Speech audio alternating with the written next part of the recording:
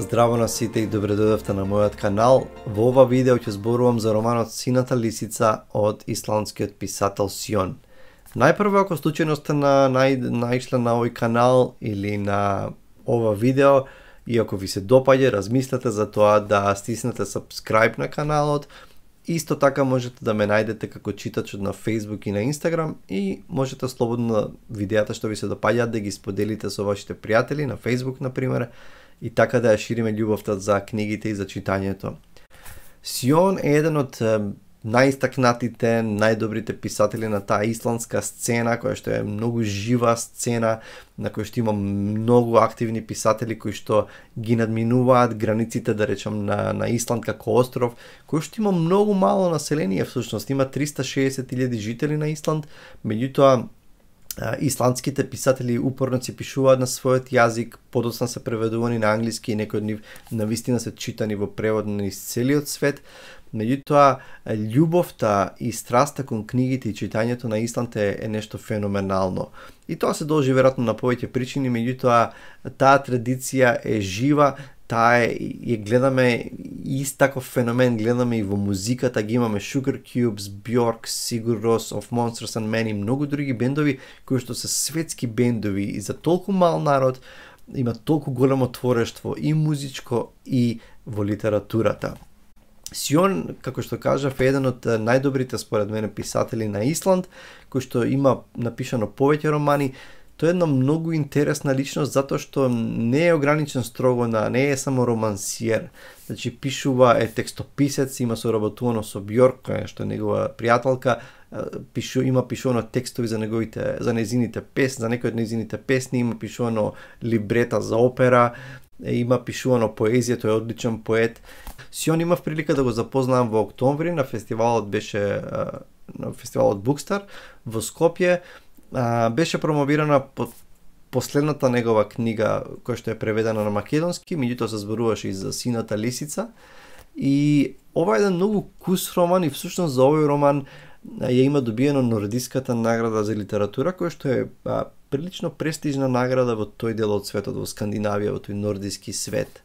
Романот е многу кус, меѓутоа има нешто особено тука во овој роман, има нешто во таа скандинавска, исландска естетика, да речам, или во тој израз минималистички, во кој што веројатно игра улога и песажот и климата и сето тоа ставено заедно, суровото море и зимата која што доминира, затоа што ова се случува за време на една недела, една седмица во 1883 година во јануари.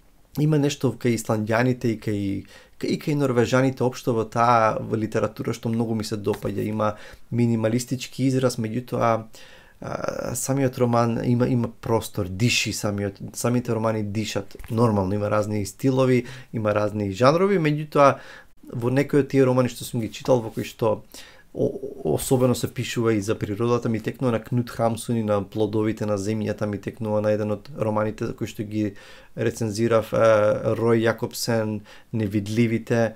Едноставно за мојот сензибилитет и за мојот вкус ми се допаѓа многу тоа. Ова кус роман Сината лисица многу дотеран, многу естетски, иако минималистички изразот е многу поетичен, има елементи на бајка, на мит. Романот е поделен на неколку дела и особено во првиот дел во кој што многу минималистички со кратки параграфи, со кратки текстови ни го доловува пејсажот и тоа бавно освојување на просторот и таа игра меѓу тој човек Балдур Скугасон, свештеникот, пречесниот Балдур Скугасон, и лисицата која што тој се обидува да ја улови таа сина лисица, речиси таа игра меѓу нив и тука може да потсети на архетипот на ловецот кој што и ловениот и таа тензија многу минималистички ја опишува Сион и поседува тој особено првиот дел некои си кинематографски квалитети, речиси е како да гледате сцена од филм. И ќе ви прочитам, пред да продолжам понатаму, ќе ви прочитам само првиот параграф или првата страница од романот за да добиете чувство за што станува збор и за каков стил и за какво раскажување. Сините лисици толку личат на камења, просто да се чудиш. Кога зимите легнат крај нив, тешко да направиш разлика меѓу нив и камењата. Впрочем, тие се многу понезгодни од белите лисици, на кои секогаш им се познава сенката или се жолтеат на снегот. Една сина лисица се прилепила до каменот, а снежните врнежи носени од ветрот се пластат над неа. Му го врти бутот на невремето, се свиткува и си ја крие муцката под бедрото. Си ги затвора клепките, дури зениците не престанат да дзиркаат. И така го гледа човекот кој не се помрдна уште откако се засолни под надвиснатиот нанос, тука на горната падина на Ашеимар, пред некои 18 часа. Снегот се трупаше и врнеше врз ридот, дури тој не заличи на грбка од разурнат зид. Животното никако не смее да заборави дека човекот е ловец.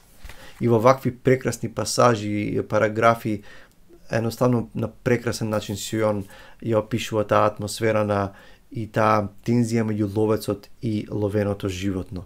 Подоцна во вториот дел од романот фокусот се врти на еден друг човек, на Фридрих Б. Фридјонсен.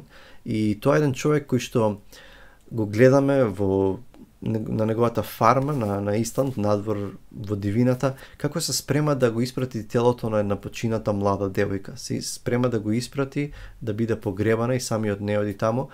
И полека тука се расплетува и се навраќа, писателот не навраќа на неколку сцени од минатото на овој човек, како живеел во Данска, тамо се образувал, тој е биолог, билкар, се занимава со растенија, ги истражува и како се враќа да среди нешто на Исланд, меѓутоа ќе дојде до негова средба со оваа девојка која што има Даунов синдром и која што е пронајдена на еден заринкан брод, заврзана во синџири во една од долните простории на бродот.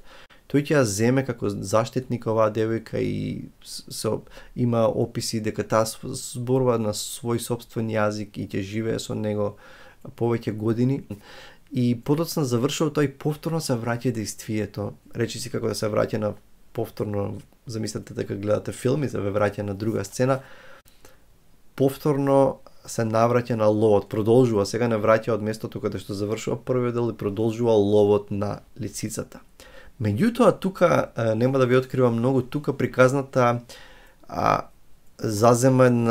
тргнува во една многу интересна насока. Тука приказната, ќе видите што ќе се случи, меѓутоа приказната влегува во фантазија, со елементи на бајка и веќе станува многу позагонетна и почнува да се поставуваат прашања и ќе ве натера да барате символи, паралели меѓу и ќе барате причината зошто, кои се можни причини зошто, што го тера овој човек да ја лови таа лисица и да бега, нели, дали е тоа некакво бегство и некој животински нагон да ја лови таа лисица, и тука нема да ви откривам затоа што има многу интересни моменти, за да на крајот романот заврши со едно писмо од Фридрих Б. Фридјонсен, кој што му го пишува на еден негов пријател. И тука на крајот ќе видите, ќе се расветлат, има одредено разоткривање на нештата, некои шокантни сознанија и ќе се заокружи романот на многу убав начин. Мислам дека токму поради тој минимализам, токму поради таа кротка приказна, описи на пейзажите, меѓутоа и поради емотивните елементи нишки во овој роман, мене овој роман навистина ми се допаѓа.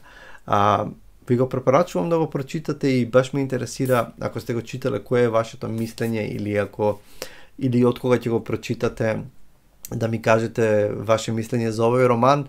Сион е еден многу интересен, разновиден писател. Ова е веројатно неговото најчитано и најпознато дело.